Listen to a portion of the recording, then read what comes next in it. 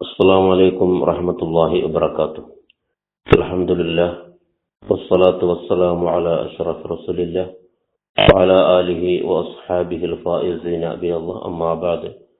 وعن أبي قتادة رضي الله عنه أنه كان يحدث أن رسول الله صلى الله عليه وسلم مر عليه بجنازة فقال: مستريح أو مستراح منه؟ فقالوا: يا رسول الله، ما المستريح والمستراح منه؟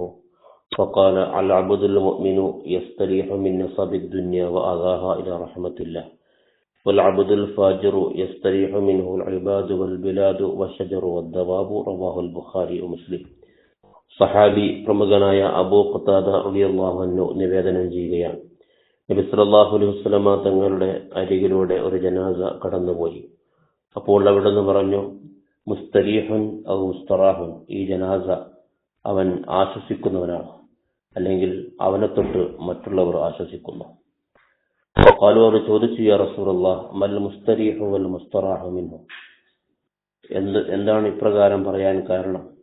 ആരാണ് മുസ്തരീഹ്, ആരാണ് മുസ്തറാഹ്? എന്താണ് മുസ്തരീഹ്, എന്താണ് മുസ്തറാഹ്? ഫഖാല, അപ്പോൾ നബി സല്ലല്ലാഹു അലൈഹി വസല്ലമ തങ്ങൾ പറഞ്ഞു: അൽ അബ്ദുൽ മുഅ്മിനു യസ്തരീഹു മിൻ നസബിദ് ദുനിയ വഅദാഹ ഇലാ റഹ്മത്തില്ലാഹ്. ഒരു മുഅ്മിനായ അടിമ അവൻ മരണപ്പെട്ടു പോകുമ്പോൾ ദുനിയാവിലെ വിഷമത്തിൽ നിന്നും പ്രയാസത്തിൽ നിന്നും അള്ളാഹുവിന്റെ കാരുണ്യത്തിലേക്ക് നീങ്ങുകയാണ്. അവൻ ആശ്വാസത്തോടുകൂടിയാണ് അവൻ അള്ളാഹുവിലേക്ക് പോകുന്നത്. വൽ അബ്ദുൽ ഫാജിറു യസ്തരീഹു മിൻഹുൽ ഇബാദു വൽ ബിലാദു വശജറു വദ്ദവാബു. അതേസമയം മോശപ്പെട്ട മനുഷ്യനാണെങ്കിൽ, തമ്മാടിയായ മനുഷ്യനാണെങ്കിൽ, മനുഷ്യരും നാടും മൃഗങ്ങളും വൃക്ഷങ്ങളും സകല ജീവജാലങ്ങളും അവനെ തൊട്ട് ആശ്വാസം കൊള്ളുന്നു. അവന്റെ ഉപദ്രവത്തിൽ നിന്ന് മറ്റുള്ളവർ രക്ഷപ്പെടുന്നു. ഇതാണ് മുസ്തറാഹ് മിൻഹു എന്ന് നബി സല്ലല്ലാഹു അലൈഹി വസല്ലം പറഞ്ഞു. അല്ലാഹുമ്മ ജഅൽനാ മിനൽ മുസ്തരീഹീൻ.